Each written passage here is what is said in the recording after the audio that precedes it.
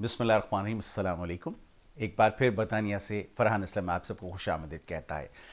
اور جناب آج کے پروگرام مشرق وسطیٰ کی تازہ ترین صورتحال کے حوالے سے ہے، جہاں پر ایک بار پھر جنگ کے بادل منڈلا رہے ہیں۔ ایک بار پھر یہ خدشہ ہے کہ ایران اور اسرائیل کے مابین جنگ کا آغاز ہو سکتا ہے، خواہ وہ محدود پیمانے پر ہی کیوں نہ ہو، اور صورتحال مزید ابتر ہو سکتی ہے اس خطے کے اندر۔ لیکن جو بائیڈن انتظامیہ کا کردار اس تمام معاملے میں انتہائی اہم ہے، اور ان کے فیصلے سے اس سارے صورتحال میں اس کشیدگی میں یا تو کمی ہو سکتی ہے یا پھر اس میں اضافہ ہو سکتا ہے۔ یہ میں کیوں کہہ رہا ہوں اور یکدم حالات اتنے کشیدہ کیوں ہو گئے ہیں؟ وجہ اس کی یہ ہے کہ ایران پہ جو پابندیاں گزشتہ امریکی انتظامیہ نے عائد کی تھیں، اور وہ آپ کو معلوم ہی ہے کہ 2015 میں ایک معاہدہ ہوا تھا امریکہ اور پھر دیگر جو اس میں 5 دیگر ممالک تھے، جس میں برطانیہ، فرانس، چین، روس اور جرمنی شامل تھے، اور 2015 میں اس ایک معاہدے کے تحت ایران کے ساتھ جو ایٹمی جو مادہ ایران تیار کرتا ہے اس حوالے سے، یورینیم کی افزودگی کے حوالے سے یہ معاہدہ کیا گیا تھا، اور اس پہ لمٹ سیٹ کی گئی تھی، اور دیگر کچھ پابندیاں اس حوالے سے ایران پر عائد کی گئی تھیں۔ یہ معاہدہ اس کا مقصد یہ تھا کہ ایران کو مبینہ طور پر جو ایٹمی ہتھیار ہے یا ایٹم بم ہے وہ بنانے سے باز رکھا جائے۔ اور کیونکہ ظاہر ہے کہ اس کی سب سے زیادہ مخالفت کر رہا ہے سعودی عربیہ اور اسرائیل، کیونکہ سعودی عربیہ اس خطے میں ایران کو اپنا مخالف اور حریف مانتا ہے، اور یہ ظاہر ہے کہ کوئی ڈھکی چھپی بات نہیں ہے۔ اس خطے کے اندر جہاں کہیں بھی سعودی عرب کی انوالومنٹ ہے، خواہ کسی ملک کے اندر کیوں نہ ہو، یمن ہے یا کوئی اور ہمیں ملک نظر آتا ہے، وہاں پر دوسری جانب اس سے ایران ہمیں برسر پیکار دکھائی دیتا ہے یا پراکسی وار لڑتا ہوا دکھائی دیتا ہے۔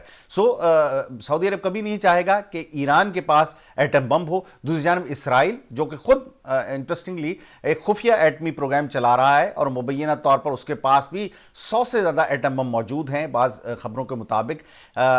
ظاہر ہے کہ علی اعلان انہوں نے کبھی اس بات کا اعتراف نہیں کیا کہ وہ ایک ایٹمی قوت ہیں، لیکن یہ اس اوپن سیکرٹ جو ہر کسی کو معلوم ہے کہ اسرائیل ایک ایٹمی طاقت ہے۔ لیکن مزے کی بات یہ ہے کہ وہ یہ چاہتا ہے کہ ایران کے پاس ایٹمی اسلحہ نہ ہو، کیونکہ اس خطے میں جو اس کے مفادات ہیں اس پہ زد پہنچتی ہے۔ جو بائیڈن انتظامیہ کے آنے سے پہلے آپ کو معلوم ہے کہ ٹرمپ انتظامیہ اسرائیل کے بہت قریب تھی، اور اسرائیل کے لیے انہوں نے وہ خدمات انجام دی جو شاید اس سے پہلے کسی امریکی صدر نے انجام نہیں دی۔ اس میں ظاہر ہے کہ آپ کو معلوم ہی ہے کہ مڈل ایسٹ کے وہ ممالک جو پہلے ہچکچا رہے تھے اسرائیل کو اور باضابطہ طور پہ تسلیم کرنے سے، اندرون خانہ تو ظاہر ہے کہ بیشتر کے رابطے اسرائیل کے ساتھ تھے، انہوں نے بالآخر جو گزشتہ انتظامیہ ٹرمپ انتظامیہ کے آخری ماہ کے اندر، آخری 2-3 ماہ میں انہوں نے اسرائیل کو تسلیم کر لیا، اور باضابطہ طور پر اسرائیل سے سفارتی اور اقتصادی اور معاشی تعلقات جو ہیں ان کا آغاز کر دیا گیا۔ اور سارے کام کو کرنے میں شہزادہ محمد سلمان نے کلیدی کردار ادا کیا، اور ان کا یہ خیال تھا کہ وہ امریکہ کو اگر خوش کرتے رہیں گے تو ان کا ستارہ عروج پر رہے گا اور وہ سعودی عرب کے تخت پر برجمان ہو جائیں گے۔ لیکن جیسے جو بائیڈن آئے یکدم ان کا خواب چکناچور ہوا، اور جو بائیڈن نے جو پالیسی تھی سعودی عرب کے حوالے سے اس کو تبدیل کر دیا، اور جو ایک مستقل آنکھیں بند کیے بیٹھے تھے ٹرمپ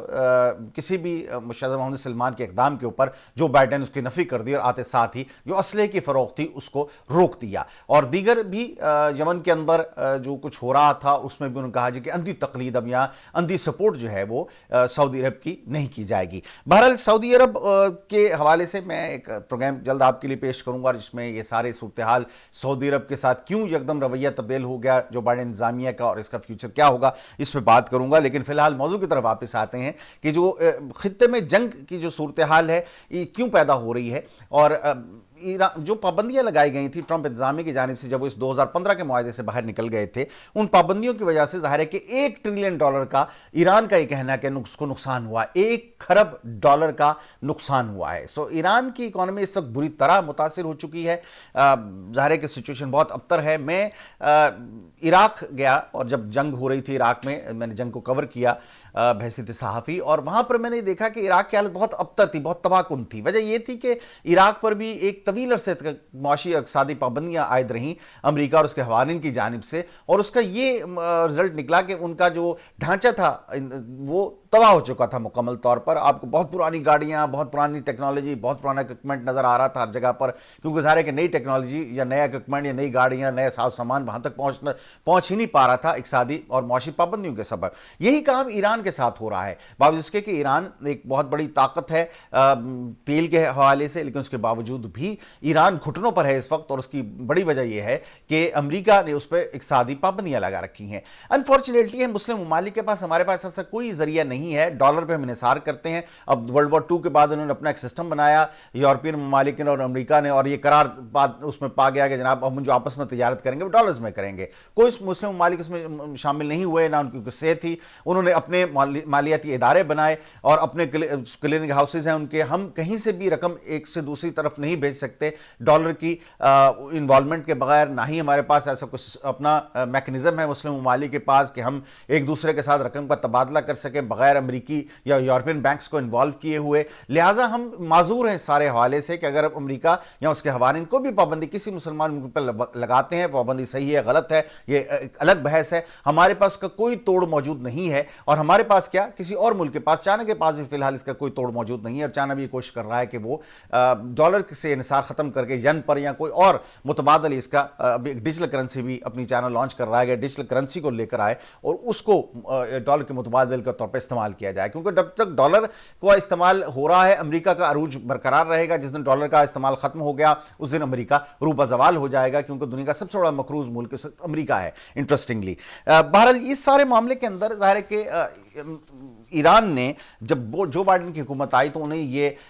ایک ڈیڈ لائن دی کہ جناب آپ 21 فروری تک ہمارے سے پابندیاں ختم کر دیجئے, وگرنہ ہم جو جوہری معاہدہ ہم نے کیا تھا 2015 کا اس سے مکمل طور پر نکل جائیں گے. اس میں سنیپ چیکنگ بھی ہوتی ہے, کیمراز لگے ہوئے ہیں. آپ کو میں اگر بتاؤں کہ جہاں پر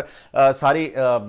تنصیبات ہیں, جوہری تنصیبات ہیں ایران کی, وہاں پر IAEA کی طرف سے جو انٹرنیشنل ایٹامک انرجی کمیشن ہے اس کی جانب سے کیمراز لگائے گئے ہیں تاکہ اس کا معائنہ جاری رکھا جائے, دیکھا جائے کہ مشکوک سرگرمی تو نہیں ہے, کہ ایٹم بنانے کے لیے کوئی ایک جو لمٹ سے زیادہ یورینیم افزودگی کا معاملہ ہے وہ تو نہیں ہو رہا. سو اس سارے معاملے کے بعد ایران نے کہا کہ اگر آپ ہمارے اوپر سے معاشی پابندیاں ختم نہیں کریں گے تو ہم سارے معاملے سے باہر چلے جائیں گے. اور گزشتہ روز یعنی کہ 21 تاریخ اس کی ڈیڈ لائن تھی. پھر IAEA کے جو جوہری نگہداشت کے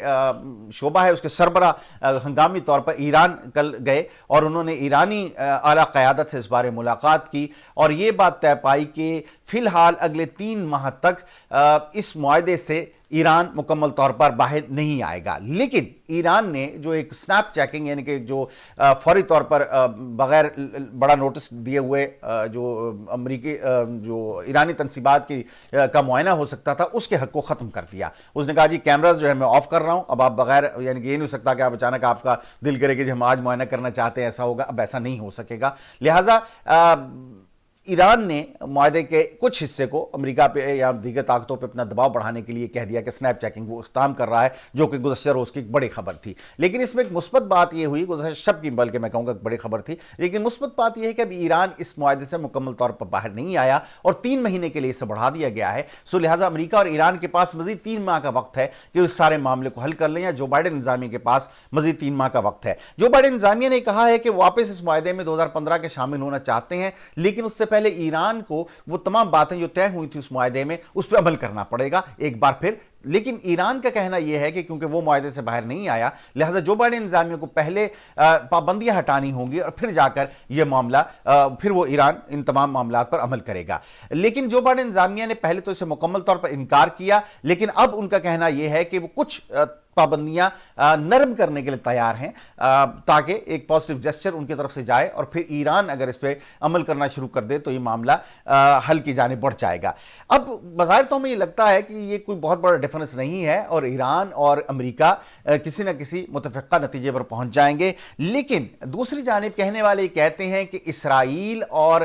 ایران دونوں کے جو انتہا پسند عناصر ہیں ان کے اندر وہ یہ نہیں چاہتے کہ یہ معاملہ حل ہو. اور یہ خبر ایک اسرائیلی اخبار نے اپنے سر وقت پر لگائی اور میں گزشتہ شب یہ دیکھ رہا تھا اور ان کا یہ کہنا تھا کہ جو وہاں کے جو مین کلیدی لوگ ہیں دونوں حکومتوں کے وہ یہ نہیں چاہتے. اس کی کیا وجہ ہے؟ اسرائیل میں جناب آپ کو میں بتاتا چلوں کہ اگلے ماہ وہاں پر انتخابات ہونے والے ہیں. جیسے انڈیا پاکستان کا کارڈ کھیل کھیل کے جو ہے وہ اپنے ملک میں انتخابات جیتتی ہے بی جے پی, یہی کچھ صورتحال اسرائیل کے اندر ہے کہ ایران کو وہاں پر دشمن بڑا پورٹرے کر کے اس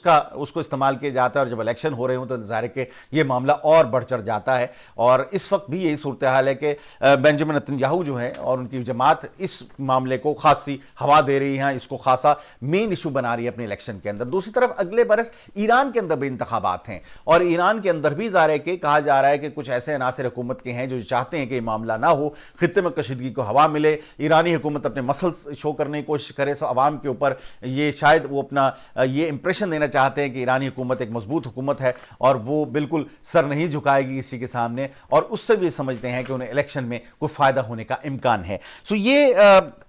اب کس حد تک یہ معاملہ ٹھیک ہے یہ تو آنے والا وقت بتائے گا، لیکن میں اس سے متفق نہیں ہوں کم از کم ایران کی حد تک، کیونکہ ایران کی جو اس وقت صورتحال ہے اس میں ایران میں نہیں سمجھتا کہ اس قسم کی کوئی کسی بھی ایڈونچر کا متحمل ہو سکتا ہے. ایرانی جنرل کو شہید کیا گیا، آپ کو معلوم ہے، اسرائیل کی جانب سے. پھر ایران کے ایٹمی انرجی کے ایک انتہائی ممتاز سائنسدان کو شہید کیا گیا اسرائیل کی جانب سے، لیکن ایران نے کوئی ایسا میں سمجھتا ہوں غیر ذمہ دارانہ اقدام نہیں کیا جس کی وجہ سے کشیدگی کو ہوا ملے. لیکن اب ایران ظاہر ہے کہ اپنے کارڈ کھیل رہا ہے، اور بظاہر یہ لگتا ہے کہ سعودی عرب اور اسرائیل یہ چاہتے ہیں کہ ایک فیصلہ کن جنگ ہو خطے کے اندر، تاکہ ایران کا جو معاملہ ہے اس کو ہمیشہ ہمیشہ کے لیے ختم کر دیا جائے، یعنی کہ جوہری جو بھی طاقت وہ بننا چاہتا ہے اس کے داند توڑ دی جائے اور وہ دوبارہ ان دونوں ممالک کے لیے خطرہ نہ ہو. لیکن امریکہ بظاہر اس وقت اس علاقے میں کسی ایڈونچر کے موڈ میں مجھے دکھائی نہیں دے رہی، خصوصاً جو بائیڈن انتظامیہ، ٹرمپ انتظامیہ مجھے یہ لگ رہا تھا کہ وہ چاہتی ہے کہ وہ فوجی ایکشن ہو، لیکن جو بائیڈن انتظامیہ بظاہر اس وقت کسی ایکشن کے موڈ میں نہیں ہے. اور باوجود اس کے خطے میں جو فوجی طاقت ہے اس میں اضافہ ہمیں دکھائی دے رہا ہے امریکہ کی جانب سے، لیکن پھر بھی فوری طور پر جنگ کا کوئی امکان مجھے دور دور تک دکھائی نہیں دے رہا، بجائے اس کے باوجود اس کے کہ یہ اسرائیل اور ایران اور سعودی عرب یہ بات چاہتے ہیں. امریکہ میں جو اسرائیل کے سفیر ہیں انہوں نے یہ کہا تھا گزشتہ ہفتے کہ اگر جو بائیڈن انتظامیہ اس معاہدے میں واپس آ جاتی ہے جو کہ 2015 کا ایٹمی معاہدہ ہوا تھا تو ہم اس کا حصہ نہیں بنیں گے. ان کا یہ کہنا ہے کہ اس سے جو امریکہ ہے وہ راستہ ہموار کر رہا ہے کہ ایران ایک ایٹمی قوت بن پائے. یہ اسرائیل کا کہنا ہے. آج اسرائیل کی جو 4-5 اہم اشخاص ہیں حکومت کے وہ بھی میٹنگ کر رہے ہیں. اس میں بنجامن نتنیاہو جو کہ وزیر اعظم ہیں، وزیر دفاع ہیں ان کے بینی گینٹر، وزیر خارجہ ہیں، اس کے علاوہ قومی سلامتی کے مشیر ہیں میر بن